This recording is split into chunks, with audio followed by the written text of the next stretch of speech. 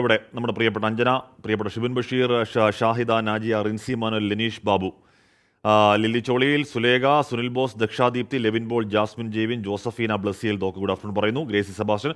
അപ്പോൾ പ്രിയപ്പെട്ട പ്രേക്ഷകർക്ക് എല്ലാവർക്കും ഒരിക്കൽ കൂടി ഒരു ശുഭമധ്യാനം നേരുകയാണ്. നമ്മൾ ആദ്യ വാർത്തയിലേക്ക് തന്നെ പോകുന്നത് SBIക്ക് വിമർശനം.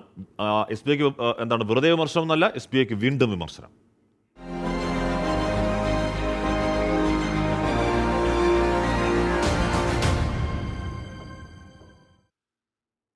അപ്പോൾ ഉരുണ്ടുകളിയിൽ കടുപ്പിക്കുകയാണ് കോടതി. ഇലക്ട്രൽ ബോണ്ടുമായി ബന്ധപ്പെട്ട എല്ലാ വിവരങ്ങളും വ്യാഴാഴ്ചയ്ക്കകം വെളിപ്പെടുത്തണം എന്ന് സ്റ്റേറ്റ് ബാങ്ക് ഓഫ് ഇന്ത്യക്ക് സുപ്രീം കോടതിയുടെ അന്ത്യശാസനം. എല്ലാ കാര്യങ്ങളും പുറത്തുവിട്ട ശേഷം സത്യവാങ്മൂലം സമർപ്പിക്കണം. കേസ് പരിഗണിക്കവേ ഇന്നും SBIക്കെതിരെ രൂക്ഷ വിമർശനം കോടതി ഉന്നയിച്ചു. കോടതി വിധി തൽപര കക്ഷികൾ ദുരുപയോഗം ചെയ്യുകയാണെന്ന് കേന്ദ്ര സർക്കാർ സുപ്രീം കോടതിയിൽ പരാതിപ്പെട്ടു. വിവരങ്ങൾ വെളിപ്പെടുത്തുന്നതിലെ സാങ്കേതികതയാണ് ഇന്നും SBI ഉന്നയിച്ചത്. ആൽഫ ന്യൂമറിക് നമ്പരും സീരിയൽ നമ്പരും അടക്കം വെളിപ്പെടുത്തുന്നത് പ്രസക്തമല്ലെന്നായിരുന്നു SBI വാദം. ചീഫ് ജസ്റ്റിസ് അധ്യക്ഷനായ ഭരണഘടനാ ബെഞ്ച് SBI വാദങ്ങളെ ഇന്നും രൂക്ഷമായി വിമർശിച്ചു. ഭരണഘടനാ ബെഞ്ചിന്റെ ഉത്തരവിലെ നിർദ്ദേശങ്ങളാണ് പൂർണ്ണമായും പാലിക്കപ്പെടാത്തത്. ഓരോ തവണയും വ്യത്യസ്ത ഘടകങ്ങൾ പരസ്യപ്പെടുത്താൻ നിർദ്ദേശിക്കേണ്ടതായി വരുന്നു. പ്രത്യേകം ഉത്തരവുകൾ ആവർത്തിച്ച് നൽകണമെന്നത് ഒട്ടും ഉചിതമല്ല. സുപ്രീം കോടതി ഉത്തരവ് പാലിക്കാൻ SBI ചെയർമാൻ ബാധ്യസ്ഥനാണ്. Alpha numeric number, serial number ഉൾപ്പെടെ എല്ലാ വിവരങ്ങളും പ്രസിദ്ധീകരിക്കണം. വ്യാഴാഴ്ചയ്ക്ക് മുമ്പ് ഇത് പാലിച്ച് സത്യവാങ്മൂലം സമർപ്പിക്കാനും കോടതി നിർദ്ദേശിച്ചു. ഇലക്ട്രൽ ബോണ്ട് വിധി വേട്ടയാടാൻ ഉപയോഗിക്കുന്നതായി കേന്ദ്ര സർക്കാർ സുപ്രീം കോടതിയെ അറിയിച്ചു. ഹർജിക്കാർ മാധ്യമങ്ങൾ വഴി വിധിയെ വേട്ടയാടലിനുള്ള ആയുധമാക്കുകയാണെന്നായിരുന്നു സോളിസിറ്റർ ജനറലിന്റെ ആരോപണം. ആരെയും വേട്ടയാടാനല്ല, ഭരണഘടനാ ബെഞ്ചിന്റെ വിധിയും ഭരണഘടനാ താൽപര്യങ്ങളും സംരക്ഷിക്കുകയാണ് തങ്ങളുടെ ലക്ഷ്യമെന്ന് സുപ്രീം കോടതി പറഞ്ഞു. ബോണ്ടുകളുടെ സീരിയൽ നമ്പർ വെളിപ്പെടുത്താനുള്ള നിർദ്ദേശത്തിനെതിരെ വ്യവസായികളുടെ കൂട്ടായ്മ ഇടപെടാൻ നടത്തിയ നീക്കം വ്യക്തമായ അപേക്ഷകൾ സമർപ്പിക്കാത്ത സാഹചര്യത്തിൽ സുപ്രീം കോടതി അംഗീകരിച്ചില്ല. ആർ രാധാകൃഷ്ണൻ, 24, ഡൽഹി.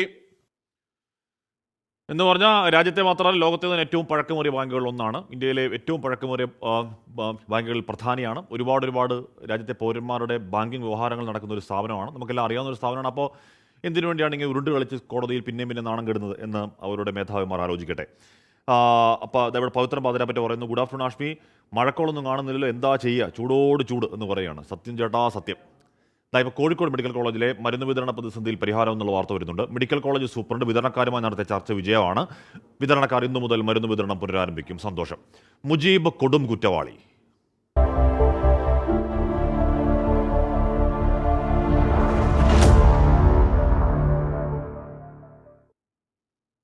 പേരാമ്പ്ര അനു കൊലക്കേസിലെ പ്രതി മുജീബ് റഹ്മാൻ മുത്തേരി ബലാത്സംഗ കേസിലെ 1-ാം പ്രതി.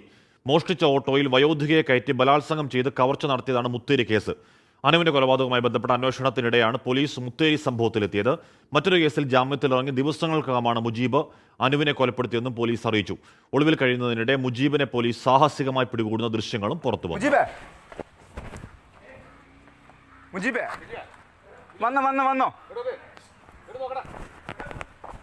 മുജീബേ, ഇറങ്ങിക്കോ, വെറുതെ ഇതിന് ചുറ്റും ഞങ്ങളുണ്ട്. പിന്നെ നീ എന്താക്കുന്നതിന് വന്ന്?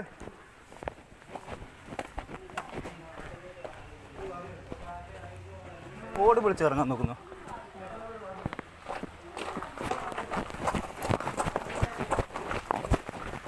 ഓ ആ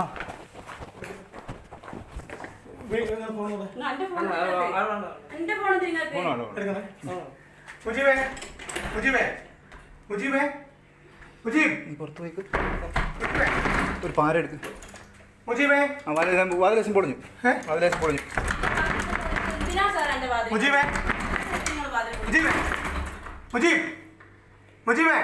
പുറത്തു നോക്കേ.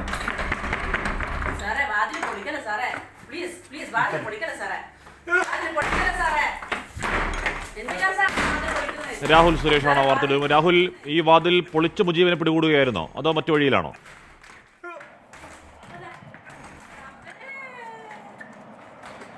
ഹാഷ്മി, പേരാമ്പ്രയിലെ ഈ കേസുമായി ബന്ധപ്പെട്ട പ്രതി കൊടും ക്രിമിനലാണെന്ന് തെളിയിക്കുന്ന ഏറ്റവും ഒടുവിലെ ഉദാഹരണമാണ് മുത്തേരി സംഭവം. മുത്തേരി സംഭവം നടക്കുന്നത് 2020-ലാണ്. ഓട്ടോയിൽ മോഷ്ടിച്ചു കൊണ്ടുവന്ന ഓട്ടോയിൽ യുവതിയെ കയറ്റിക്കൊണ്ടുപോയി ബലാത്സംഗം ചെയ്ത ശേഷം ആ ആഭരണങ്ങൾ കവരുകയായിരുന്നു. അതാണ് മുത്തരിയിൽ 2020 നടന്ന സംഭവം. ഈ ജയിൽവാസത്തിന് ശേഷം പ്രതി ജാമ്യത്തിൽ ഇറങ്ങുകയായിരുന്നു. പിന്നാലെയാണ് ഈ സംഭവത്തിലും പ്രതിയാവുന്നത്. ഈ ദൃശ്യങ്ങളിൽ കാണുന്ന സംഭവം നടക്കുന്നത് ശനിയാഴ്ചയാണ്. കൊണ്ടോട്ടിയിലെ വീട്ടിൽ ഈ മുജീബ് ഒളിവിൽ കഴിയുന്നുണ്ടെന്ന വിവരം പോലീസിന് ലഭിച്ചു. ഇതനുസരിച്ചാണ് കൊണ്ടോട്ടിയിലെ വീട്ടിൽ പോലീസ് എത്തുന്നത്. ഈ വീട് വളഞ്ഞ ശേഷം പ്രതിയെ പിടികൂടാനായി അകത്ത് കയറുകയായിരുന്നു. ഈ വീടിനുള്ളിൽ ഇയാൾ ദിവസങ്ങളായി ഒളിവിൽ കഴിയുകയായിരുന്നു. തുടർന്ന് ഈ വാതിൽ പൊളിച്ച ശേഷമാണ് പ്രതിയെ കീഴ്പ്പെടുത്തുന്നത്. എന്താണെങ്കിലും പ്രതിയുടെ കുറ്റകൃത്യങ്ങൾ ഒട്ടനവധി ഉണ്ടെന്ന് തെളിയിക്കുന്നതാണ് പോലീസ് നൽകുന്ന വിവരം. 55 കേസുകളാണ് പ്രതിയുടെ പേരിലുള്ളത്. അതിൽ മോഷണം, ബലാത്സംഗം ഉൾപ്പെടെ വരും. ഈ കേസുകളിലെല്ലാം തന്നെ കൃത്യമായ ശിക്ഷ ലഭിക്കാത്തതാണ് വീണ്ടും വീണ്ടും ഇത്തരത്തിൽ കൃത്യങ്ങൾ ചെയ്യാൻ ഇയാളെ പ്രേരിപ്പിക്കുന്നതെന്നാണ് പോലീസ് പറയുന്നത്. എന്താണെങ്കിലും ഈ കേസിലെങ്കിലും കൃത്യമായ ഒരു ശിക്ഷ പ്രതിക്ക് ലഭിക്കണമെന്നാണ് നാട്ടുകാരും ഒപ്പം തന്നെ അനുവിന്റെ കുടുംബവും പറയുന്നത്. ഹാഷ്മി, രാഹുൽ സുരേഷാണ് ആ വാർത്തയുടെ വിവരങ്ങൾ നൽകിയത്. താഴെ ഒരു പ്രേക്ഷക പറയുന്നുണ്ട്, ജോസഫിനെയാണ് പറഞ്ഞത്. എന്തായിരുന്നു പറഞ്ഞത്? ഓക്കെ. ഇവനെപ്പോലുള്ളവരുടെ ദേഹത്ത് വല്ല റേഡിയോ കോളറും ഘടിപ്പിച്ച് വേണം പുറത്തുവിടാൻ. ശിക്ഷ കഴിഞ്ഞാൽ പോലും പുറംലോകം കാണിക്കരുതെന്ന് പറയണം. എന്ന് പറഞ്ഞാൽ ഇത്രയധികം കേസുകളിൽ, ഇത്രത്തോളം ക്രൂരമായ കേസുകളിൽ പ്രതിയായ ഒരുത്തൻ ഇങ്ങനെ സ്വൈര്യവിഹാരം നടത്തുന്നതിനോട് ധാർമ്മിക രോഷം സ്വാഭാവികമാണ്, അത് എല്ലാവർക്കും ഉണ്ടാവുന്നതുമാണ്. ഓക്കെ, അടുത്തൊരു വാർത്തയിലേക്ക് നമ്മൾ പോകുന്നത്, കരുവന്നൂർ സഹകരണ തട്ടിപ്പിൽ ഇ ഡി അന്വേഷണം വൈകുന്നതിൽ എതിർപ്പറിയിച്ച് ഹൈക്കോടതി. എത്രയും വേഗം അന്വേഷണം പൂർത്തിയാക്കാനാണ് നിർദ്ദേശം. നിലവിൽ കരുവന്നൂരിനോടൊപ്പം 12 ബാങ്കുകൾ അന്വേഷണം നടക്കുന്നതായി ഇ ഡി കോടതി അറിയിച്ചു. കേസിൽ ഇതുവരെ സമർപ്പിച്ച കുറ്റപത്രങ്ങൾ ഹാജരാക്കാൻ കോടതി ഉത്തരവിട്ടു. എസ് ശ്രീകാന്ത് വിവരങ്ങൾ മറ്റുന്നു. ശ്രീകാന്ത്, വളരെ വേഗത്തിൽ അന്വേഷണം വരികയും ഒരു പ്രത്യേക ഘട്ടം എത്തുമ്പോഴേക്കും അത് പെട്ടെന്ന് അന്വേഷണത്തിന് മാന്ദ്യം ബാധിക്കുന്ന പ്രകടമായതാണ്. അപ്പോൾ അതെന്താണ് കാരണമെന്നാണ് ഇ ഡി കോടതി അറിയിക്കുന്നത്? തൽക്കാലം ഇ ഡി നിലവിൽ കോടതിയെ അറിയിക്കുന്ന ചില കാര്യങ്ങളുണ്ട്. അതിനു മുമ്പായി തന്നെ ഈ കേസ് ഇന്ന് കോടതിയുടെ പരിഗണനയിൽ വന്നപ്പോൾ കോടതി ഇന്ന് വലിയ വിമർശനം ഈ വിഷയത്തിൽ ഉന്നയിച്ചു. എന്തുകൊണ്ടാണ് ഇങ്ങനെ അന്വേഷണം ഇഴഞ്ഞു നീങ്ങുന്നത്, ഇക്കാര്യത്തിൽ തങ്ങൾക്ക് അതൃപ്തിയുണ്ട് എന്ന് കോടതി ഇന്ന് ചൂണ്ടിക്കാണിക്കുകയുണ്ടായി. ഒപ്പം തന്നെ കോടതി പറഞ്ഞ ചില കാര്യങ്ങളുണ്ട്. ഈ അന്വേഷണ വഴിയിൽ ചോദ്യം ചെയ്യൽ എവിടെ വരെയായി, ആരെയൊക്കെ ചോദ്യം ചെയ്തു, ഏതൊക്കെ കേസിൽ കുറ്റപത്രം സമർപ്പിച്ചു, ഇക്കാര്യങ്ങൾ കോടതി ചോദിക്കുകയുണ്ടായി. ഈ സഹകരണ തട്ടിപ്പിൽ ജനം വലയുകയാണ്. ആ സമയത്ത് അന്വേഷണം ഇങ്ങനെ ഇഴയുന്നത് ശരിയല്ല, ഇതായിരുന്നു കോടതി പറഞ്ഞത്. തുടർന്ന് ഇ ഡിക്ക് വേണ്ടി ഇ ഡിയുടെ അഭിഭാഷകൻ അഡ്വക്കേറ്റ് ജയശങ്കർ വി നായർ മറുപടി നൽകി. ഈ അന്വേഷണ വഴിയിലെ കോടതി ഇടപെടലുകളാണ് അന്വേഷണം ഇങ്ങനെ ഇഴയുന്നതിന് കാരണമെന്ന് അദ്ദേഹം മറുപടി പറഞ്ഞു. കാരണമായി ചൂണ്ടിക്കാണിച്ചത് സഹകരണ രജിസ്ട്രാറെ ചോദ്യം ചെയ്യാൻ നോട്ടീസ് നൽകിയപ്പോൾ ഇതേ കോടതി തന്നെയാണ് അന്ന് ആ നോട്ടീസ് സ്റ്റേ ചെയ്യുകയുണ്ടായത്. ഇത്തരത്തിൽ ഇടപെടലുകൾ വരുമ്പോൾ എങ്ങനെയാണ് അന്വേഷണം മുന്നോട്ട് പോകുന്നത് എന്ന് അദ്ദേഹം ചോദിക്കുകയുണ്ടായി. പകുതിയിലേറെ അന്വേഷണം ഇപ്പോൾ കഴിഞ്ഞിട്ടുണ്ട്, ബാക്കിയുള്ള അന്വേഷണം പുരോഗമിക്കുകയാണെന്നും ചൂണ്ടിക്കാണിക്കുകയും ചെയ്തു. കരുവന്നൂരിൽ മാത്രമല്ല ഇപ്പോൾ അന്വേഷണം നടക്കുന്നത്. അവിടെ നിന്നും കിട്ടിയ വിവരങ്ങളുടെ അടിസ്ഥാനത്തിൽ 12 സഹകരണ ബാങ്കുകളിൽ അന്വേഷണം നടക്കുന്നതായും ഇ ഡി അഭിഭാഷകനായ അഡ്വക്കേറ്റ് ജയശങ്കർ വി നായർ ചൂണ്ടിക്കാണിച്ചു. തുടർന്ന് കോടതി ആവശ്യപ്പെട്ട കാര്യം ഇതുവരെ സമർപ്പിച്ച കുറ്റപത്രങ്ങളുടെ പകർപ്പ് തങ്ങൾക്ക് വേണം എന്നുള്ളതാണ്. തുടർന്ന് കേസ് പിന്നീട് പരിഗണിക്കാനായി മാറ്റിയിട്ടുണ്ട്. ശ്രീകാന്താണ് ആ വാർത്തയുടെ വിവരങ്ങൾ. നമുക്കറിയാം, ഒരുപാട് പാവങ്ങളുടെ വിയർപ്പ് കാശ് തട്ടിച്ചുകൊണ്ട് പോയൊരു കേസായിരുന്നു അത്. അപ്പോൾ ഇ ഡി വന്നപ്പോൾ ആ വിഷയത്തിലെങ്കിലും, ഇപ്പോൾ ഇ ഡി രാഷ്ട്രീയ വേട്ട എന്നൊക്കെ പറയുമ്പോൾ പോലും ആ വിഷയത്തിൽ ഇ ഡി വന്നതിനെ അനുകൂലിച്ചവരാണ് ബഹുഭൂരിപക്ഷം. കാരണം ഈ പാവങ്ങൾക്ക് ആ പണം തിരിച്ചു കിട്ടുന്നു എന്നതിലേക്ക് എത്തുമെന്നുള്ളതാണ്. പക്ഷേ ആ അന്വേഷണം ഇടയ്ക്ക് വെച്ച് മന്ദീഭവിച്ചതിൽ ഹൈക്കോടതി അതൃപ്തി അറിയിക്കുകയാണ്. ഇനി ഇ ഡി പറയട്ടെ എന്തുകൊണ്ടാണ് ആ മന്ദത എന്ന്. അഭിമന്യു വധക്കേസിൽ കോടതിയിൽ നിന്ന് കാണാതായ രേഖകളുടെ പകർപ്പ് പ്രോസിക്യൂഷൻ ഹാജരാക്കി. 11 രേഖകളുടെ സാക്ഷ്യപ്പെടുത്തിയ പകർപ്പുകളാണ് ഹാജരാക്കിയത്. രേഖകൾ പുനർനിർമ്മിച്ചതിൽ പ്രതിഭാഗം എതിർപ്പറിയിച്ചു. അഭിമന്യു കേസിൽ കുറ്റപത്രമടക്കം നഷ്ടപ്പെട്ട 11 രേഖകളാണ് കോടതിയിൽ ഹാജരാക്കിയത്. രേഖകൾ പുനർനിർമ്മിച്ചതിൽ പ്രതിഭാഗം എതിർപ്പറിയിച്ചു. പ്രോസിക്യൂഷൻ ഹാജരാക്കുന്ന രേഖകളുടെ ആധികാരികത പ്രതിഭാഗത്തിന് പരിശോധിക്കാമെന്ന് കോടതി അറിയിച്ചു. നേരത്തെ നൽകിയ രേഖകളുമായി പ്രോസിക്യൂഷന്റെ രേഖകൾ ഒത്തുനോക്കാം. പ്രതിഭാഗത്തിന്റെ വാദം കേൾക്കാൻ കേസ് 25-ാം തീയതിയിലേക്ക് മാറ്റി. കോടതിയിൽ നിന്ന് രേഖകൾ നഷ്ടപ്പെടുന്നത് സാധാരണമാണെന്ന് വാദത്തിനിടെ കോടതി വാക്കാൽ പരാമർശിച്ചു. സിവിൽ കേസുകളിൽ ഉൾപ്പെടെ പല കോടതികളിൽ നിന്നും പല രേഖകളും നഷ്ടപ്പെട്ടിട്ടുണ്ട്. ഈ കേസിൽ മാത്രം പ്രത്യേകത കാണേണ്ടെന്നും കോടതി വ്യക്തമാക്കി. കേസിലെ രേഖകൾ നഷ്ടപ്പെട്ടത് 2019 ജനുവരിയിലാണെന്നും കഴിഞ്ഞ സെപ്റ്റംബർ 23-ന് ഇക്കാര്യം ശ്രദ്ധയിൽപ്പെട്ടതിനു പിന്നാലെ ഹൈക്കോടതിയിൽ വിവരമറിയിച്ചതായും കോടതി ചൂണ്ടിക്കാട്ടി. വിഷയം അന്വേഷിക്കാൻ എൻക്വയറി ഓഫീസറെ ചുമതലപ്പെടുത്തിയിട്ടുണ്ടെന്നും കോടതി വ്യക്തമാക്കി. 24 കൊച്ചി. CA വിഷയത്തിൽ CPM ആത്മാർത്ഥതയിൽ രമേശ് ചെന്നിത്തല പറയുന്നു. സമരം നടത്തിയവർക്കെതിരെ എടുത്ത കേസുകൾ പിൻവലിച്ചില്ല. UP മുഖ്യമന്ത്രി കാണിച്ച മര്യാദ പോലും പിണറായി കാട്ടിയിട്ടില്ല എന്നൊക്കെ പറയുകയാണ് രമേശ് ചെന്നിത്തല. തെരഞ്ഞെടുപ്പാണ്, കൂടുതൽ വിവാദങ്ങൾ ആ വിഷയത്തിൽ ഉണ്ടാവുകയും ചെയ്യും. വെൽക്കം പ്രിയപ്പെട്ട പ്രേക്ഷകരെ, സമയം 1:17:38 രാജ്യം ലോക്സഭാ തെരഞ്ഞെടുപ്പ് ചൂടിൽ.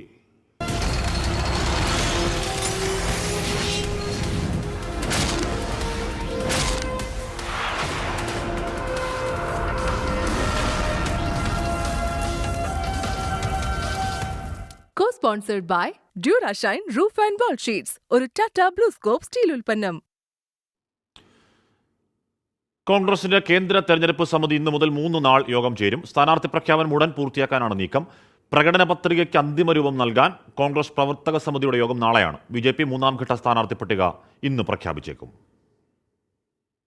പൊതുതെരഞ്ഞെടുപ്പ് തീയതി പ്രഖ്യാപിച്ചതിന് പിന്നാലെ തിരക്കിട്ട സ്ഥാനാർത്ഥി നിർണയ ചർച്ചകളിലേക്ക് കടന്നിരിക്കുകയാണ് മുന്നണികൾ.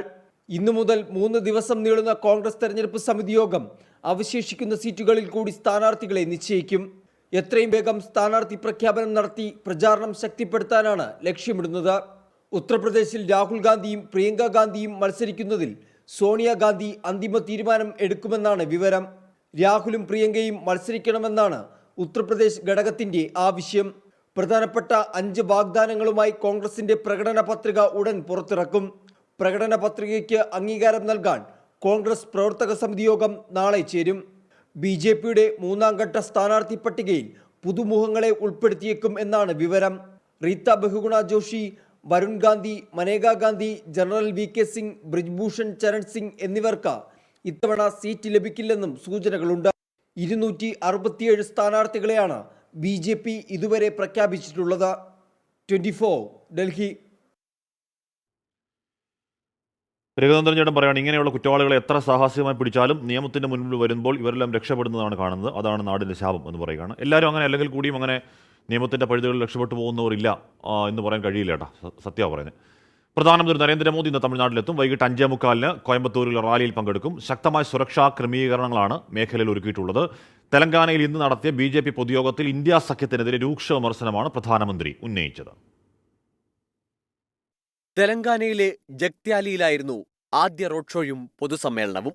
ശക്തിക്കെതിരായ പോരാട്ടമാണ് ഇന്ത്യ സഖ്യം നടത്തുന്നതെന്നും എല്ലാ സ്ത്രീകളെയും ശക്തി സ്വരൂപത്തിൽ കണ്ട് ആരാധിക്കുന്നവനാണ് താനെന്നും പ്രധാനമന്ത്രി തെലങ്കാനയിൽ പറഞ്ഞു. കോയമ്പത്തൂരിൽ മേട്ടുപ്പാളയം റോഡ് മുതൽ RS പുരം വരെയുള്ള 4 കിലോമീറ്ററാണ് ഇന്ന് വൈകിട്ട് റോഡ് ഷോ. ഉച്ചയ്ക്ക് 12 മണി മുതൽ ഈ റോഡിലൂടെയുള്ള ഗതാഗതം നിരോധിച്ചു.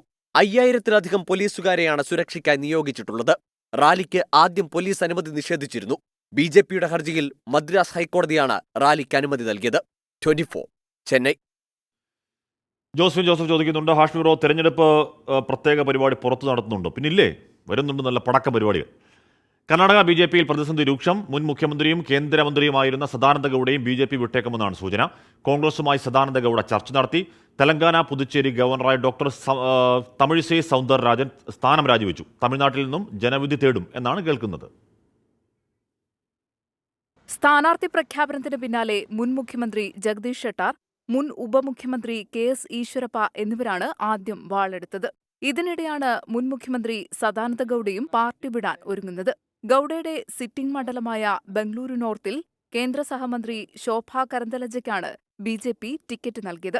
ഇതോടെയാണ് സദാനന്ദ ഗൌഡ നേതൃത്വവുമായി ഇടഞ്ഞത്. കർണാടക ഉപമുഖ്യമന്ത്രി DK ശിവകുമാറുമായി ഗൌഡ ചർച്ചകൾ നടത്തി. മൈസൂർ സീറ്റിൽ കോൺഗ്രസ് ടിക്കറ്റിൽ സദാനന്ദ ഗൌഡ മത്സരിക്കുമെന്നാണ് സൂചന. അതിനിടെ പുതുച്ചേരി തെലങ്കാന ഗവർണറായ തമിഴിസൈ സൗന്ദരരാജൻ സ്ഥാനം രാജിവെച്ച് സജീവ രാഷ്ട്രീയത്തിൽ ഇറങ്ങാൻ തീരുമാനിച്ചു. രാജിക്കത്ത് രാഷ്ട്രപതിക്ക് സമർപ്പിച്ചു. തമിഴ്നാട്ടിൽ നിന്നും ജനവിധി തേടുമെന്നാണ് സൂചന. പുതുച്ചേരി, തിരുനെൽവേലി സൗത്ത്, ചെന്നൈ മണ്ഡലങ്ങളാണ് തമിഴിസയ്ക്കായി പരിഗണിക്കുന്നത്. 24 ബംഗളൂരു. മഹാരാഷ്ട്രയിൽ അധികാരത്തിൽ തിരിച്ചെത്താൻ ശിവസേനയും NCPയും പിളർത്തിയതാണെന്ന് ഉപമുഖ്യമന്ത്രി ദേവേന്ദ്ര ഫഡ്നാവിസിന്റെ തുറന്നു പറച്ചിൽ. അധികാരത്തിൽ തിരിച്ചെത്തുമെന്ന് താൻ പറഞ്ഞു. സംസ്ഥാനത്ത് മഹാവികാസ് അഘാഡി സഖ്യത്തിന്റെ സീറ്റ് ചർച്ച അന്തിമഘട്ടത്തിലേക്ക് കടന്നു. EDയെയും CBIയെയും ഉപയോഗിച്ച് ശിവസേനയെയും NCPയെയും BJP പിളർത്തിയതാണെന്ന് രാഹുൽ ഗാന്ധി ആരോപിച്ച അതേ ദിനം തന്നെയാണ് ഫഡ്നാവിസിന്റെ തുറന്നു പറച്ചിൽ. 2019 നിയമസഭാ തെരഞ്ഞെടുപ്പ് പ്രചാരണത്തിനിടെ താൻ ഒരു കവിത ചൊല്ലി. അതിലൊരു വരിയായിരുന്നു തിരിച്ചു വരും എന്നത്. തെരഞ്ഞെടുപ്പ് കഴിഞ്ഞ് മഹാവികാസ് അഘാഡി സഖ്യം അധികാരത്തിൽ വന്നതോടെ ഇതേ വരി സൂചിപ്പിച്ച് പലരും തന്നെ കളിയാക്കി. 2.5 വർഷം കാത്തിരുന്നെങ്കിലും 2 പാർട്ടികളെ പിളർത്തി താൻ തിരിച്ചു വന്നു. 2 സുഹൃത്തുക്കളെ ഒപ്പം കൂട്ടി സർക്കാർ ഉണ്ടാക്കിയെന്നും ഒരു പുസ്തക പ്രകാശന ചടങ്ങിനിടെ ദേവേന്ദ്ര ഫട്നാവിസ് പറഞ്ഞു. പ്രതിപക്ഷം ദേവേന്ദ്ര ഫട്നാവിസിന്റെ വാക്കുകൾ ആയുധമാക്കുമെന്ന് ഉറപ്പായി. ലോക്സഭാ തെരഞ്ഞെടുപ്പിനുള്ള മഹാവികാസ് അഘാടി സഖ്യത്തിന്റെ സീറ്റ് ചർച്ച അന്തിമഘട്ടത്തിലേക്ക് കടന്നു. പ്രകാശ് അംബേദ്കറിന്റെ പാർട്ടിയുമായുള്ള സഖ്യചർച്ച ഇന്നോ നാളെയോ പൂർത്തിയാകും. 4 സീറ്റ് വരെയാണ് പ്രകാശ് അംബേദ്കർക്കുള്ള വാഗ്ദാനം. ഇക്കാര്യത്തിൽ ധാരണയായാൽ ഉടൻ പ്രഖ്യാപനമുണ്ടാകും. 24 മുംബൈ. അരവിന്ദ് കെജ്രിവാളിനെ വിടുന്നില്ല ഇ ഡി. ഡൽഹി ജൽ ബോർഡുമായി ബന്ധപ്പെട്ട കേസിൽ ഡൽഹി മുഖ്യമന്ത്രി അരവിന്ദ് കെജ്രിവാൾ ഇഡിക്ക് മുൻപിൽ ഹാജരായില്ല. സമൻസ് നിയമവിരുദ്ധമാണെന്നാണ് ആം ആദ്മി പാർട്ടിയുടെ ആരോപണം. ഇഡിക്ക് മുന്നിൽ ഹാജരായാൽ മദ്യനയ അഴിമതി കേസിൽ അറസ്റ്റ് ചെയ്തേക്കുമെന്ന വിലയിരുത്തലിന്റെ അടിസ്ഥാനത്തിലാണ് ഹാജരാകാതിരുന്നത്. ജൽ ബോർഡിലെ അനധികൃത ടെൻഡറിംഗ് സംബന്ധിച്ചാണ് ഇ ഡി അന്വേഷണം. മദ്യനയ അഴിമതി കേസിൽ ഇ ഡി അറസ്റ്റ് ചോദ്യം ചെയ്ത കെ കവിത സുപ്രീം കോടതി വീണ്ടും സമീപിച്ചു. ഇ ഡി സമൻസിനെതിരെ കെ കവിത നൽകിയ ഹർജി നാളെ സുപ്രീം കോടതി പരിഗണിക്കും.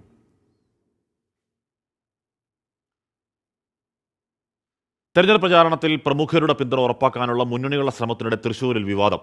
സുരേഷ് ഗോപിക്ക് വേണ്ടി കലാമണ്ഡലം ഗോപിയെ സ്വാധീനിക്കാൻ പലരും ശ്രമിക്കുന്നുണ്ടെന്ന് മകൻ രഘു വെളിപ്പെടുത്തി. ഇലക്ഷൻ കമ്മീഷൻ അംബാസിഡറായ ടോവിനോട് ചിത്രം വെച്ചുള്ള ഡിജിറ്റൽ പോസ്റ്റർ താരത്തിന്റെ അതൃപ്തിയെ തുടർന്ന് വി.എസ്. സുനിൽകുമാറിന് പിൻവലിക്കേണ്ടി വന്നു. വിശദീകരണവുമായി സ്ഥാനാർത്ഥികൾ രംഗത്തെത്തി. പൗരപ്രമുഖരെ ഒപ്പം നിർത്താൻ സ്ഥാനാർത്ഥികളുടെ നെട്ടോട്ടം. ഇതിനിടയിലാണ് തൃശൂരിൽ 2 ഫേസ്ബുക്ക് പോസ്റ്റുകൾ ചർച്ചയായത്. സുരേഷ് ഗോപിക്ക് വേണ്ടി രംഗത്തിറങ്ങാൻ അടുത്ത ബന്ധമുള്ള ഡോക്ടർ കലാമണ്ഡലം ഗോപിയെ നിർബന്ധിച്ചെന്നും പത്മഭൂഷണൊക്കെ വേണ്ടേ എന്നായിരുന്നു പ്രലോഭനമെന്നും മകൻ രഘു ഫേസ്ബുക്കിൽ കുറിച്ചു. ആ ഗോപിയല്ല ഈ ഗോപിയെന്നും ബി.ജെ.പിക്കാരും കോൺഗ്രസുകാരും വോട്ട് ചോദിച്ചു വരേണ്ടതില്ലെന്നുമുള്ള കുറിപ്പ് ചർച്ചയായതോടെ രഘു പിൻവലിച്ചു. പ്രചാരണത്തിന്റെ ഭാഗമായി ആരെയൊക്കെ കാണണമെന്ന് തീരുമാനിക്കുന്നത് പാർട്ടിയാണെന്നും പാർട്ടി പറഞ്ഞാൽ ഗോപിയാശാനെ കാണുമെന്നും സുരേഷ് ഗോപി. എപ്പോൾ കണ്ടാലും ഒരു ഗുരുവിനെ കണ്ട് വണങ്ങുന്നത് പോലെ, തൊട്ട് വണങ്ങുന്നത് പോലെ വണങ്ങിയിട്ടുണ്ട്. ഇനിയും അത് ചെയ്യാൻ ആഗ്രഹിക്കുന്നുണ്ട്. എനിക്കറിയത്തില്ല ഇപ്പോഴും ഇത് അദ്ദേഹത്തിൻ്റെ മനസ്സാണോ, അദ്ദേഹം അറിയിച്ചതാണോ എന്ന് എനിക്ക് അറിയത്തില്ല. ഞാനത് അന്വേഷിക്കില്ല. കഴിഞ്ഞ ദിവസം ഷൂട്ടിംഗ് സെറ്റിലെത്തി ടൊവിനോ തോമസിനെ കണ്ട ശേഷമാണ് LDF സ്ഥാനാർത്ഥി വി.എസ്. സുനിൽകുമാർ ഇരുവരും ഒന്നിച്ചുള്ള ചിത്രം സോഷ്യൽ മീഡിയയിൽ പങ്കുവച്ചത്.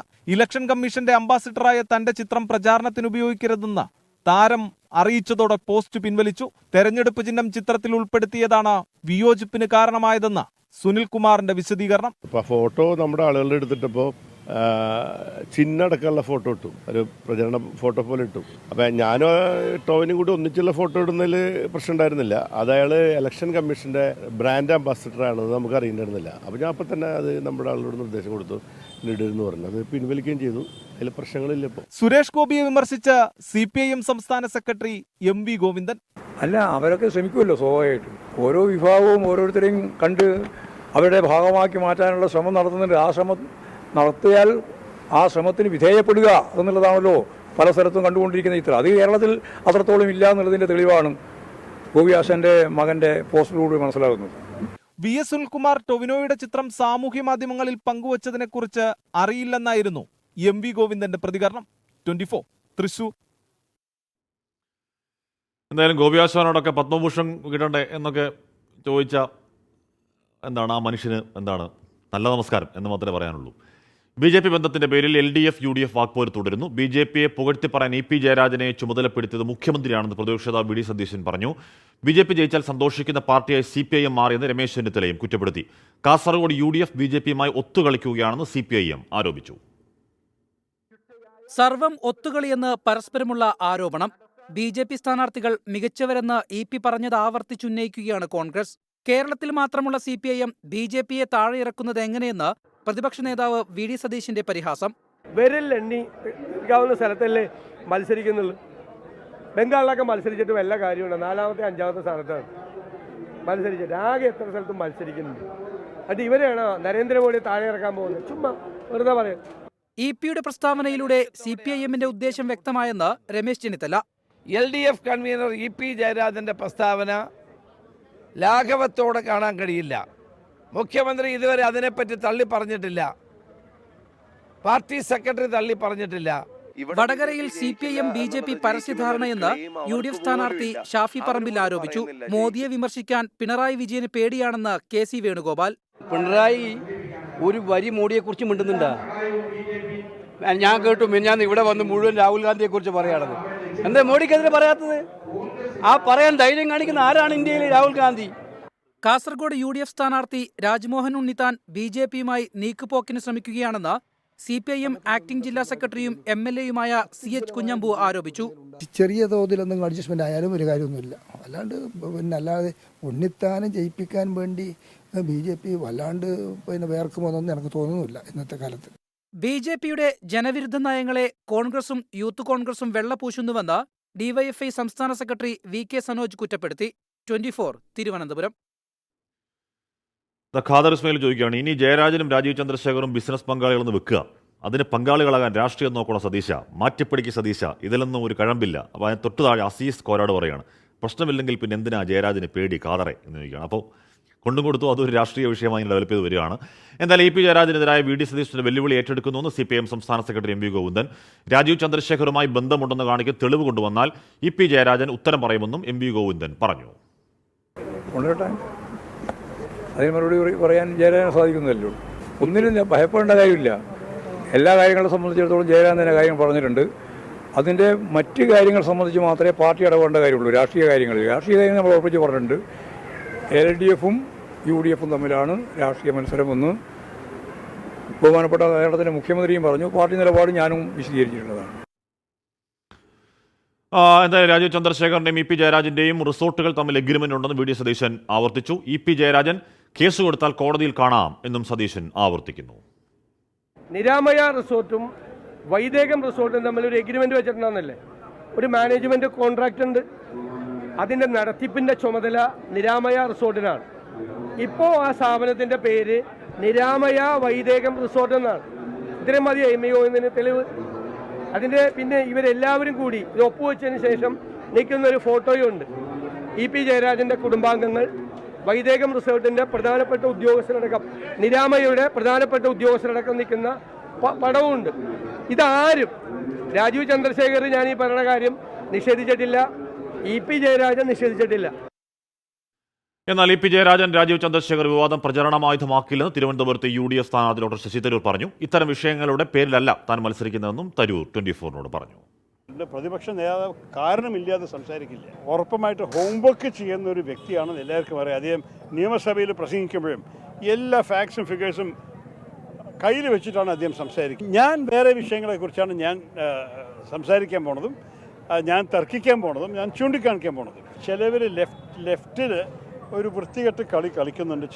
ചില മണ്ഡലത്തിൽ അവർ ശരിക്ക് ആർക്ക് വേണ്ടിയിട്ടാണ് അവർ ഇറങ്ങിയിരിക്കണമെന്ന് മനസ്സിലാക്കാൻ ബുദ്ധിമുട്ടാണ്. തിരുവനന്തപുരത്ത് ഒരു ഉദാഹരണമാണെങ്കിൽ, എന്നെ ഈ 15 വർഷത്തിൻ്റെ എല്ലാ വിഷയത്തിലും മുസ്ലിം സമുദായത്തിൻ്റെ ഒപ്പം നിന്നൊരു വ്യക്തിയായി കാണുന്ന പകരം എന്നെ ഒരു മുസ്ലിം വിരുദ്ധനാക്കാൻ ശ്രമിക്കുന്ന ലെഫ്റ്റുകാർ, അത് ആർക്കാ ഗുണം ചെയ്യേണ്ടതെന്ന് നിങ്ങൾ ചോദിച്ചു എപ്പോഴെങ്കിലും? ലക്ഷ്മി ടി പറയുകയാണ്, കൊല്ലത്തെ ചൂട് വല്ലാത്ത ചൂടെന്ന് പറയുകയാണ്. കൊല്ലത്തും പത്തനംതിട്ടയിലൊക്കെ ചൂടെന്ന് പറഞ്ഞാൽ ഒരു നിവൃത്തിയില്ലാത്ത ചൂടാണ്. എന്ന് പറഞ്ഞാൽ ഇത് സാധാരണയുള്ള ചൂടല്ല, ഒരുമാതിരി നമ്മളെ പുഴുങ്ങുക എന്നൊക്കെ പറയില്ലേ, ഒരു ഹ്യൂമിഡിറ്റിയാണ്, അതാണ് പ്രശ്നം. സത്യം. എന്താ വേറൊരു പ്രശ്നം പറയുകയാണ്, രാജേന്ദ്ര പ്രസാദ് MR, ആശാൻ ആരാണെന്ന് ശരിക്കും അയാൾക്ക് അറിയില്ല എന്ന് പറഞ്ഞാൽ വിളിച്ച ഡോക്ടറെ പറ്റിയാണ് ഇവിടെ പറയുന്നത്. ആശാൻ ആരാണെന്ന് ആ ഡോക്ടർക്ക് അത്ര നിശ്ചയില്ല. സത്യം.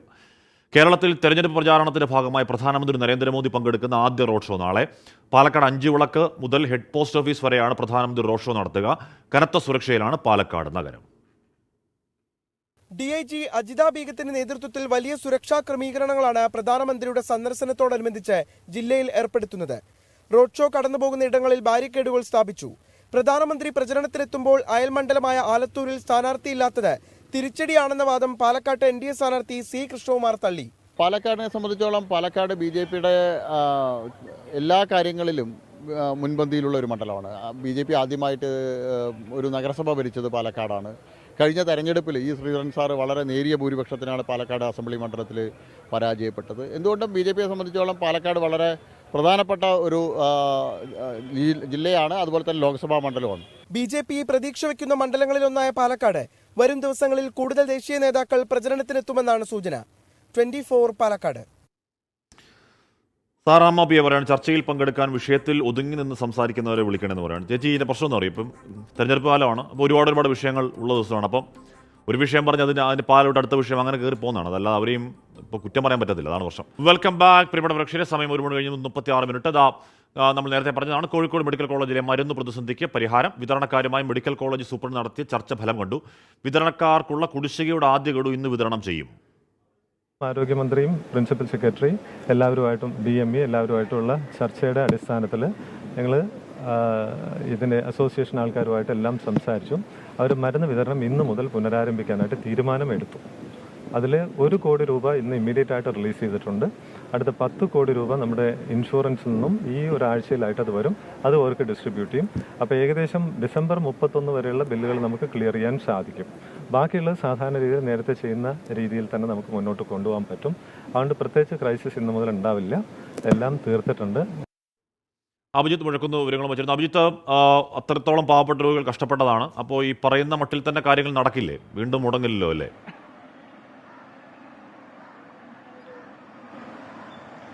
ഹാഷ്മി, തീർച്ചയായും ആ ഒരു പ്രതീക്ഷ തന്നെയാണ് നമുക്കുള്ളത്. ഏറെ ആശ്വാസകരമായ വാർത്തയുമാണ്. കാരണം കഴിഞ്ഞ കുറേ ദിവസങ്ങളായി ഈ മരുന്ന് വിതരണത്തിലെ ബുദ്ധിമുട്ടുകൾ, മരുന്ന് വിതരണം നിലച്ചതുകൊണ്ടുള്ള ബുദ്ധിമുട്ടുകൾ രോഗികൾ അനുഭവിച്ചു വരികയാണ്. ഇന്ന് മെഡിക്കൽ കോളേജ് സൂപ്രണ്ടും ഒപ്പം മരുന്ന് വിതരണക്കാരും തമ്മിൽ നടത്തിയ ചർച്ചയ്ക്കൊടുവിലാണ് ഈ ഒരു തീരുമാനം വന്നിരിക്കുന്നത്. ഇന്നു മുതൽ മരുന്ന് വിതരണം പുനരാരംഭിക്കുമെന്നുള്ളതാണ് ഈ ചർച്ചയ്ക്കൊടുവിൽ വന്ന തീരുമാനം. ഈ ചർച്ചയുടെ ഭാഗമായി മറ്റു ചില ഉറപ്പുകൾ കൂടി മരുന്ന് വിതരണക്കാർക്ക് മെഡിക്കൽ കോളേജ് സൂപ്രണ്ടിന്റെ ഭാഗത്തു നിന്നുണ്ടായിട്ടുണ്ട്. കഴിഞ്ഞ വർഷത്തെ, അതായത് 2023 ഇവർക്ക് കുടിശ്ശികയുണ്ടായിരുന്ന തുക, ആ തുകയുടെ ഒരു ഭാഗം ഈ വരുന്ന വെള്ളിയാഴ്ചക്കുള്ളിൽ തന്നെ കൊടുത്തു തീർക്കും. ഒപ്പം 2023 ഇവർക്ക് കുടിശ്ശികയുള്ള മുഴുവൻ തുകയും ഈ മാസം 31 കൊടുത്തു തീർക്കുമെന്നുള്ള ഒരു ഉറപ്പ് കൂടി മരുന്ന് വിതരണക്കാർക്ക് മെഡിക്കൽ കോളേജ് സൂപ്രണ്ട് നൽകുന്നുണ്ട്. അങ്ങനെയാണെങ്കിൽ ഈ ഒരു പ്രശ്നത്തിൽ നിന്ന്, അല്ലെങ്കിൽ ഇത്തരമുള്ള ഒരു സമരത്തിൽ നിന്ന് മരുന്ന് വിതരണക്കാർ പൂർണ്ണമായും പുറകോട്ട് മാറും. അങ്ങനെയാണെങ്കിൽ ഈ ഒരു പ്രശ്നം ഏറെക്കുറെ അവസാനിക്കുകയും ചെയ്യും. ഞാൻ ആദ്യം സൂചിപ്പിച്ചതുപോലെ തന്നെ മരുന്ന് വിതരണക്കാർ ഇന്നു മുതൽ മരുന്ന് വിതരണം പുനരാരംഭിക്കും എന്നുള്ളതാണ്. അങ്ങനെയാണെങ്കിൽ ഇന്ന് തന്നെ ഈ ഫാർമസികളിലേക്ക് മരുന്നുകൾ എത്തും. രോഗികൾക്ക് ഇന്ന് തന്നെ മരുന്നുകൾ ലഭിച്ചു തുടങ്ങുകയും ചെയ്യും. നേരത്തെ തന്നെ മെഡിക്കൽ കോളേജ് സൂപ്രണ്ട് ഇക്കാര്യത്തിൽ ഒരു വ്യക്തത 24-മായി വരുത്തിയതാണ്. ഈ ഒരു പ്രശ്നപരിഹാരത്തിനുള്ള സാധ്യതകൾ ആരോഗ്യ വകുപ്പുമായും ഒക്കെ ബന്ധപ്പെട്ടുകൊണ്ട് നടക്കുന്നതായും അദ്ദേഹം വ്യക്തമാക്കിയിരുന്നു. ഏതായാലും ആ ഒരു ചർച്ച ഏതാണ്ട് 2 മണിക്കൂറോളം നീണ്ട ചർച്ചയ്ക്കൊടുവിലാണ് തൽക്കാലം വിജയകരമായെന്ന് പറയാം. സന്തോഷം. എന്തായാലും ആ വ്യവസ്ഥ പ്രകാരം പണമൊക്കെ കൊടുക്കട്ടെ. ഇനി അത് വീണ്ടും ഒരു പ്രതിസന്ധിയിൽ കാര്യങ്ങൾ പോവാതിരിക്കട്ടെ. ശ്രീരാജ് കാലിക്കട്ടെ പറയണം, ചൂട് കൊണ്ട് രക്ഷയില്ല, അയ്യോ വെള്ളം കുടിച്ച് മനുഷ്യർ പരുവായേ, മഴ ഈ അടുത്ത പോലെ ഉണ്ടാവും ചോദിക്കുകയാണ്. മഴ അങ്ങനെ കാര്യമായി ഉണ്ടാവുമെന്ന് ആരും പറയുന്നില്ല, അതാണ് പ്രശ്നം. ആലുവയിലെ ദുരൂഹത.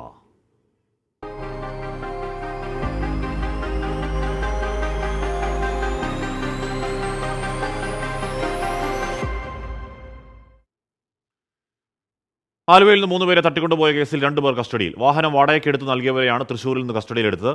സാമ്പത്തിക ഇടപാടുമായി ബന്ധപ്പെട്ട തർക്കമാകാം തട്ടിക്കൊണ്ടുപോകലിന് പിന്നിൽ എന്ന് എറണാകുളം റൂറൽ SP വൈഭവ് സക്സേന പറഞ്ഞു. 30 മണിക്കൂർ പിന്നിടുമ്പോഴും ആലുവ തട്ടിക്കൊണ്ടുപോകൽ കേസിലെ ദുരൂഹത നീങ്ങിയിട്ടില്ല. ആദ്യം ഒരാളെ തട്ടിക്കൊണ്ടുപോയി എന്നായിരുന്നു ദൃക്സാക്ഷിമൊഴി. പിന്നീട് പോലീസ് നടത്തിയ അന്വേഷണത്തിൽ 3 പേരെ തട്ടിക്കൊണ്ടുപോയെന്ന് കണ്ടെത്തി. എന്നാൽ പട്ടിക 3-ൽ ചുരുങ്ങുമോ എന്ന കാര്യത്തിലും പോലീസിന് സംശയമുണ്ട്. 4 പ്രതികളെ തിരിച്ചറിഞ്ഞു. പ്രതികളും ഇരകളും മുൻ പരിചയക്കാരാണെന്നും പോലീസ് സംശയിക്കുന്നു. ആദ്യം കിട്ടിയ ഇൻഫർമേഷൻ പ്രകാരം ഒരു ഐ വിറ്റ്നസ് ഉണ്ടായിരുന്നു. സോ അവരുടെ സ്റ്റേറ്റ്മെൻറ്റ് പ്രകാരം ഒരാളുണ്ടായിരുന്നു. പക്ഷേ ഉടൻ തന്നെ പോലീസ് ഇൻവെസ്റ്റിഗേഷൻ ചെയ്തു. പിന്നെ ചെയ്തിട്ട് ശേഷം നമുക്ക് മനസ്സിലായത് 3 പേരുണ്ടായിരുന്നു ശരിക്കും. പക്ഷേ 3 പേരാണോ 2 ആണോ അതെല്ലാം നമ്മൾ ആദ്യം എല്ലാവരും പിടിച്ചിട്ട് ശേഷം മാത്രം പറയാൻ പറ്റും. കാരണം പരാതിയൊന്നുമില്ല. എല്ലാ CO മോട്ടോ പോലീസ് രജിസ്റ്റർ ചെയ്തിട്ടില്ല. പ്രതികൾ ഉപയോഗിച്ചിരുന്ന ഇന്നോവ കാർ വാടകയ്ക്കെടുത്ത് നൽകിയ 2 പേരാണ് കസ്റ്റഡിയിലുള്ളത്. പത്തനംതിട്ടയിൽ നിന്ന് വാടകയ്ക്കെടുത്ത വാഹനം 3 തവണ കൈമാറ്റം ചെയ്യപ്പെട്ടുവെന്നാണ് കണ്ടെത്തൽ. ആദ്യം വാടകയ്ക്കെടുത്ത പത്തനംതിട്ട AR ക്യാമ്പിലെ ASI സുരേഷ് കുമാറിന്റെ മൊഴി രേഖപ്പെടുത്തി. കുമ്പഴ സ്വദേശിയുടെ വാഹനം സുഹൃത്തിന് വാടകയ്ക്ക് നൽകിയെന്നാണ് മൊഴി. പരാതിക്കാരില്ലാത്തതിനാൽ പോലീസ് സ്വമേധയാ കേസെടുക്കുകയായിരുന്നു. സ്വർണ്ണക്കടത്ത് സംഘങ്ങളെ കേന്ദ്രീകരിച്ചും അന്വേഷണം നടക്കുന്നുണ്ട്. 24 കൊച്ചി. അപ്പോൾ അതിൻ്റെ ദുരൂഹതപ്പെട്ട നീങ്ങേണ്ടത് ആ ഒരു പ്രേക്ഷകൻ പറയുകയാണ്. ഹായ് ഹാഷ്മി സർ, ഒരു ഹലോ പറയുമോ ഫ്രം അട്ടപ്പാടി. ഹായ്. അട്ടപ്പാടിയിലും കൂടി ചൂട് തന്നെയാണല്ലോ അല്ലേ? അട്ടപ്പാടിയിൽ നമ്മൾ നേരെ മൂന്നാറേക്ക് പോകുന്നു. അവിടെ മൂന്നാർ മാട്ടുപ്പെട്ടിയിൽ വീണ്ടും പടയപ്പ ഇറങ്ങി വഴിയോര കടകൾ തകർത്തു. ദേവികുളം മിഡിൽ ഡിവിഷനിലും കാട്ടാനക്കൂട്ടം ഇറങ്ങി. പാലക്കാട് നെല്ലിയാമ്പതിയിൽ ഭീതി വിതയ്ക്കുന്ന ചില്ലിക്കൊമ്പൻ കാട്ടാനെ നിരീക്ഷിക്കാൻ പ്രത്യേക സംഘത്തെ വനംവകുപ്പ് നിയോഗിച്ചു. കണ്ണൂർ അടയ്ക്കാത്തോട് ജനവാസ മേഖലയിൽ ഇറങ്ങിയ കടുവയെ പിടികൂടാനായില്ല.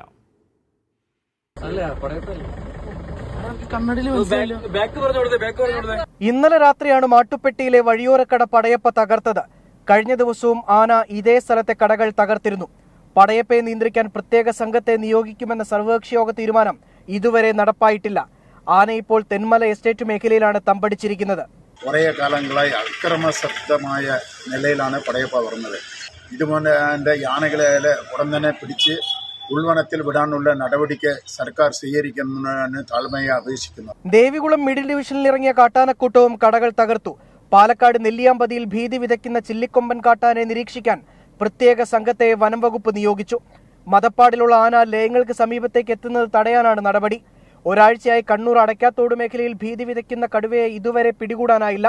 വനം വകുപ്പ് കാര്യക്ഷമമായി ഇടപെടുന്നില്ലെന്നാണ് നാട്ടുകാരുടെ ആരോപണം. ഉദ്യോഗസ്ഥന്മാർ സാധനത്തിന് ഓടിച്ച് ഇവിടെ കൊണ്ട് കാട്ടി കയറ്റുന്നു. കയറ്റിയിട്ട് ഇവർ ചുറ്റും കാവൽ 2 തോക്കുമായിട്ട് 4 വഴിക്കും ആളെ ആക്കിയിട്ടിരിക്കുന്നു.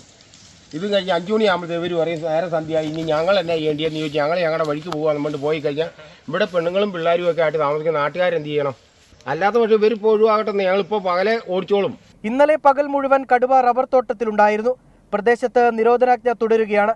കോഴിക്കോട് കക്കയം സ്വദേശി എബ്രഹാമിനെ കൊലപ്പെടുത്തിയ കാട്ടുപോത്തിനെ ഇതുവരെ പിടികൂടാത്തതിനെതിരെ ജനകീയ പ്രതിഷേധവും ബഹുജന മാർച്ചും സംഘടിപ്പിച്ചു. കാട്ടുപോത്തിനെ വെടിവെക്കുന്നതുൾപ്പെടെയുള്ള ആവശ്യങ്ങൾ ഉന്നയിച്ചായിരുന്നു പ്രതിഷേധം. 24 ഇടുക്കി. മൂന്നാറിലിറങ്ങിയ പടയപ്പയെ മയക്കോടി വെച്ച് പിടികൂടാനാണ് ആലോചന എന്ന് മന്ത്രി AK ശശീന്ദ്രൻ പ്രത്യേക സംഘത്തെ ചുമതലപ്പെടുത്തും. വന്യമൃഗങ്ങൾ കൂടുതലായി എത്തുന്ന ഭാഗങ്ങളിൽ താൽക്കാലിക വാച്ചർമാരെ കൂടുതലായി നിയമിക്കും. വന്യജീവി ശല്യം തെരഞ്ഞെടുപ്പിൽ വിഷയമാകില്ലെന്നും മന്ത്രി AK ശശീന്ദ്രൻ പറഞ്ഞു. പടയപ്പയുടെ കാര്യത്തിൽ മയക്കുവെടി വെക്കണോ എന്നുള്ള കാര്യത്തിൽ തീരുമാനം ഉൾക്കാട്ടിലേക്ക് അല്ലാത്ത മാർഗങ്ങൾ ഉപയോഗിച്ച് അയക്കാൻ കഴിയുമെന്നാണ് ആദ്യം നോക്കുക. ആ ശ്രമം പരാജയപ്പെട്ടാലാണ് മയക്കുവെടി വെച്ച് പിടിക്കണം എന്നുള്ള ഒരു രണ്ടാം ഘട്ടത്തിലേക്ക്, രണ്ടാം ഘട്ടമല്ല അത് അവസാന ഘട്ടമാണ്, അവിടത്തേക്ക് നമുക്ക് പോകാൻ വേണ്ടി അതാണ് നടപടിക്രമം. അങ്ങനെയാണ്. മറ്റ് മാർഗങ്ങളൊന്നും ഇല്ലാതെ വരുമ്പോൾ ഉപയോഗിക്കാനുള്ളതാണ് മയക്കുവെടി വെച്ച് പിടിച്ച് വാഹനത്തിൽ കയറ്റി അരിക്കൊമ്പനെ ചെയ്തതുപോലെ ഉൾവനങ്ങളിലേക്ക് എത്തിക്കുക എന്നുള്ള നടപടി അങ്ങനെയാണ് ചെയ്യുക. ജീവിത നാശകോശമാക്കിയ മലയോര മേഖലയിൽ ഈ വന്യജീവി ആക്രമണം ലക്ഷ്യം വിഷയമാവില്ല എന്നൊക്കെ മന്ത്രി എന്തർത്ഥത്തിൽ പറയുന്നതാണോ എന്നറിയില്ല. അതൊക്കെ അവിടെ വളരെ സജീവ ചർച്ചയാവുന്നുണ്ട്. എന്തായാലും ഷാന് പറയുകയാണ്, ഗുഡ് ആഫ്റ്റർനൂൺ ആഷ്മി. കുമ്പത്തിൽ മഴ പെയ്താൽ കുപ്പയിൽ നെല്ല് മുളയ്ക്കുമെന്നാണ് പഴമൊഴി. ഇതിപ്പോൾ കുമ്പത്തിലും ഇല്ല മീനത്തിലും ഇല്ലാത്ത കോലമാണ് മഴ. അങ്ങനെ ഈ ചൂടിലൊരു നോമ്പും വന്നു എന്ന് പറയണം. അപ്പോൾ നെല്ലിനെപ്പറ്റി താഴെ വേറൊരു വർഷം പറയുന്നുണ്ട്. കാടളാൻ എന്നാണ് ഹാൻഡിലിൻ്റെ പേര്. ആഷ്മി, കുട്ടനാട്ടിൽ പോയി 2 മന്ത്രിമാർ പോയിരുന്നു, പ്രഖ്യാപനം നടത്തിയിരുന്നു. നെല്ലിൻ്റെ പണം 15 ദിവസത്തിനുള്ളിൽ കൊടുക്കുമെന്ന്. ഇന്നേക്ക് 20 ഡേയ്സ് ആയിട്ടും നെല്ല് കൊടുത്തിട്ട് ഔദാര്യം വേണ്ട, കഷ്ടപ്പെട്ട പണം തരാൻ പറ എന്ന് പറയുകയാണ്. അപ്പോൾ പ്രശ്നം അവിടെ വീണ്ടും സജീവമായി തുടരുകയാണെന്ന് തോന്നുന്നു അല്ലേ? തിരുവനന്തപുരം വെള്ളറടയിൽ വീട് കയറിയ ആക്രമണം. കോവിലൂർ സ്വദേശി ശ്യാമള, സഹോദരിയുടെ മകൻ രതീഷ് എന്നിവർക്ക് പരിക്കേറ്റു. പ്രതികളെ പോലീസ് കസ്റ്റഡിയിൽ എടുത്തു.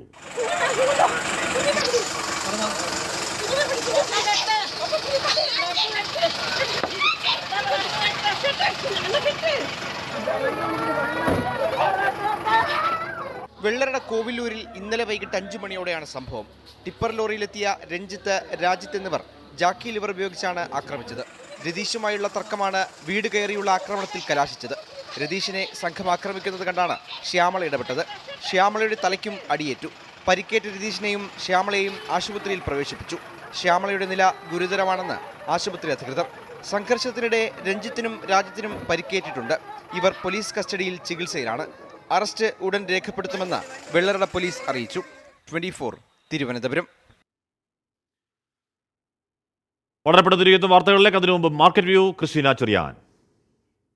DBFS മാർക്കറ്റ് വ്യൂ സമർപ്പിക്കുന്നത് DBFS wealth management and non banking finance.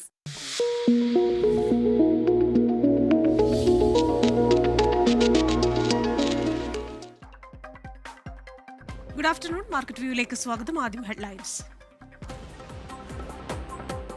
ആഴ്ചത്തുടക്കത്തിൽ ആലസ്യത്തിലായിരുന്ന വിപണികൾ ഉണർവിൽ. രാവിലെ ഉണ്ടാക്കിയ കനത്ത നഷ്ടം കുറച്ച് മുഖ്യ സൂചികകൾ. Oil and gas, metal, media, auto മേഖലകൾ നേട്ടത്തിൽ.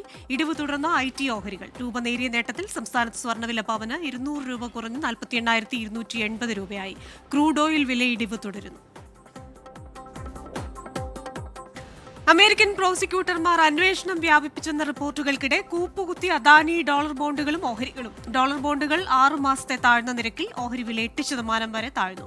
ഊർജ്ജ പദ്ധതിക്ക് അനുകൂലമായ നിലപാടെടുക്കാൻ ഇന്ത്യൻ ഉദ്യോഗസ്ഥർക്ക് ഗ്രൂപ്പ് കൈക്കൂലി നൽകിയെന്ന ആരോപണം. ഐഫോണിലെ AI ഫീച്ചറിനായി ഗൂഗിൾ AI ജെമിനി ഉപയോഗിക്കാൻ ആപ്പിളും ഓപ്പൺ AIയുമായി ചർച്ച. കരാർ ജൂണിലെ ആപ്പിൾ വാർഷിക വേൾഡ് വൈഡ് കോൺഫറൻസിന് ശേഷമെന്ന സൂചന. സാമ്പത്തിക തട്ടിപ്പുകൾ തടയാൻ വേറിട്ട സമീപനവുമായി കർണാടക. നിക്ഷേപകരുടെയും ഇരകളുടെയും തട്ടിപ്പുകാരുടെയും പ്രൊഫൈൽ തയ്യാറാക്കും. നിക്ഷേപകരുടെ സാമൂഹിക സാമ്പത്തിക പശ്ചാത്തലം, നിക്ഷേപ രീതികൾ, സാമ്പത്തിക സാക്ഷരതയും നിക്ഷേപ തീരുമാനങ്ങളും തമ്മിലുള്ള ബന്ധം എന്നിവ സൂക്ഷ്മമായി പരിശോധിക്കും. തട്ടിപ്പുകാരെ നിയമവിരുദ്ധ പ്രവർത്തനങ്ങളിലേക്ക് നയിക്കുന്ന ഘടകങ്ങളും പഠന വിധേയമാക്കും.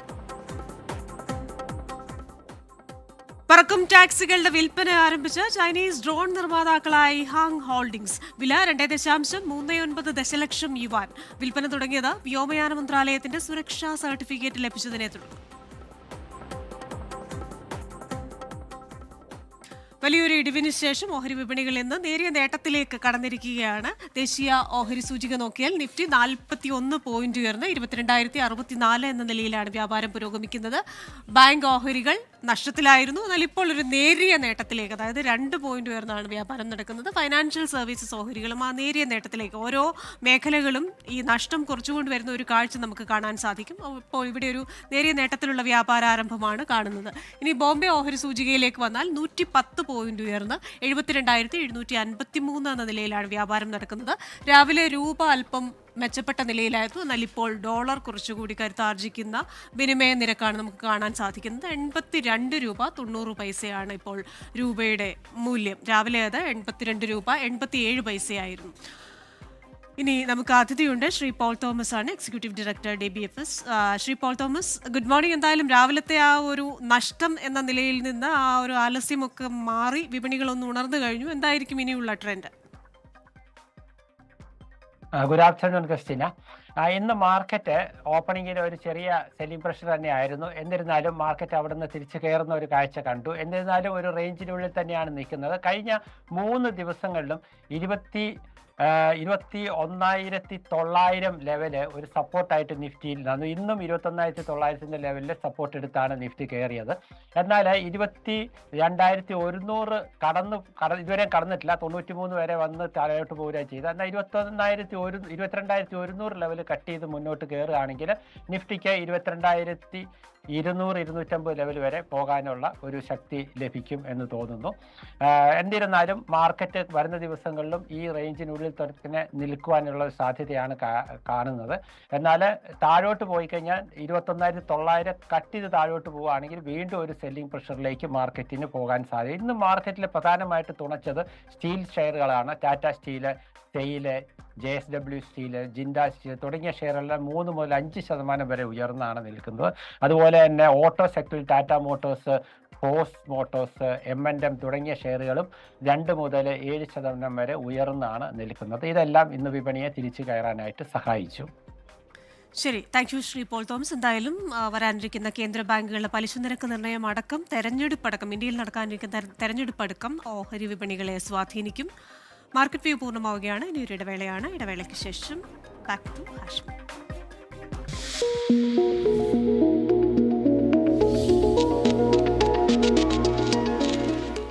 വെൽക്കം ബാക്ക് പ്രിയപ്പെട്ട പ്രേക്ഷകരെ. സമയം ഇപ്പോൾ 1:53. കൊടുംചൂട് കാലമാണ്, പക്ഷേ വിശ്വാസികൾക്ക് ഇത് വ്രതശുദ്ധിയുടെ നാളുകൾ. അൽ മുക്താദിർ ഗോൾഡ് ആൻഡ് ഡയമണ്ട്സ് പുണ്യങ്ങളുടെ പൂക്കാലം സമർപ്പിക്കുന്നത് എല്ലാ ആഭരണങ്ങളും ഇപ്പോൾ പണിക്കൂലിയില്ലാതെ വാങ്ങാം. അൽ മുക്താദിർ ജ്വല്ലേഴ്സ്.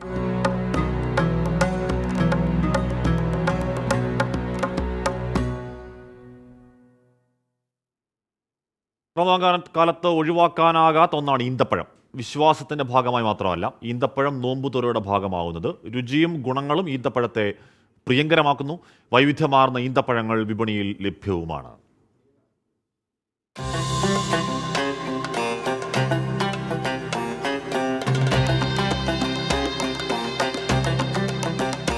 മലയാളിക്ക് ഈന്തപ്പഴം ഒഴിവാക്കിയുള്ള നോമ്പുകാലം ഉണ്ടാകില്ല.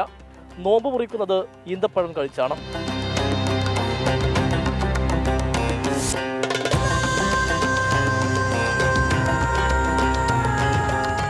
പല രാജ്യങ്ങളിൽ നിന്നായി 50-ലധികം ഇനം ഈന്തപ്പഴങ്ങളാണ് വിപണിയിലേക്ക് എത്തുന്നത്.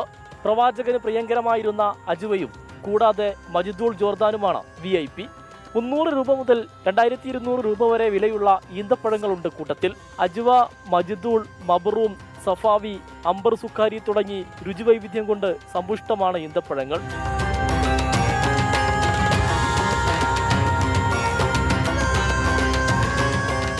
അജുവ, അതേപോലെ മജ്ദൂള്, മബ്രൂം, സഫാവി, സുക്രി, അതേപോലെ എല്ലാ പഴം നല്ല ഡിമാൻഡുണ്ട്. കസ്റ്റമർ ഇപ്പോൾ പഴയതിലേറെ കൂടുതൽ കസ്റ്റമർ ഉണ്ട്. ഏറ്റവും കൂടുതൽ ഇപ്പോൾ ജോർദാൻ്റെ പഴമുണ്ട്, സോഫ്റ്റ് ആയിട്ടുള്ള മജ്ദൂള്, അതാണ് കൂടുതലായിട്ട് പോണത്. സ്ഥലപ്പേരുകളിൽ തുടങ്ങി ചരിത്രത്തിൽ ചെന്നു ചേരുന്നതാണ് പലതിൻ്റെയും പേരുകൾ. സൗദിയിൽ നിന്നുള്ളവയാണ് കൂടുതലും. എല്ലാ ദിവസവും ഈത്തപ്പഴമാണ്. ഈത്തപ്പഴം ഇത് അധികം വെള്ളം കുടിക്കും. ഈത്തപ്പഴം പിന്നെ ഈത്തപ്പഴം കൊണ്ട് ജ്യൂസ് അടിക്കും. നിങ്ങൾ ഈന്തപ്പഴം കൊണ്ട് നോമ്പ് തുറക്കുക എന്ന പ്രവാചക വചനമാണ് ഇഫ്താറിന് ഈന്തപ്പഴത്തിന്റെ പ്രാധാന്യം വർദ്ധിപ്പിച്ചത്. ക്യാമറാമാൻ മുഹമ്മദ് അർഷക്കിനൊപ്പം സമീർ ബിൻ കരീം, 24 മലപ്പുറം. ഇന്നത്തെ നോമ്പുതുറ സമയം കാണാം. അൽ മുക്താദിർ ഗോൾഡൻ ഡയമണ്ട്സ് നോമ്പുതുറ സമയം സമർപ്പിക്കുന്നത് എല്ലാ ആഭരണങ്ങളും ഇപ്പോൾ പണിക്കൂലിയില്ലാതെ വാങ്ങാം. അൽ മുക്താദിർ ജ്വല്ലേഴ്സ്.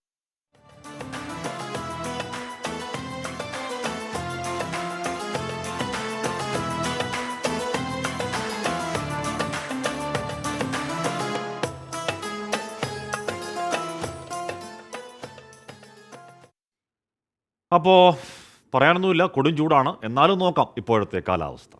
ഇപ്പോഴത്തെ കാലാവസ്ഥ സമർപ്പിക്കുന്നത് Berger paints 100 years of trust.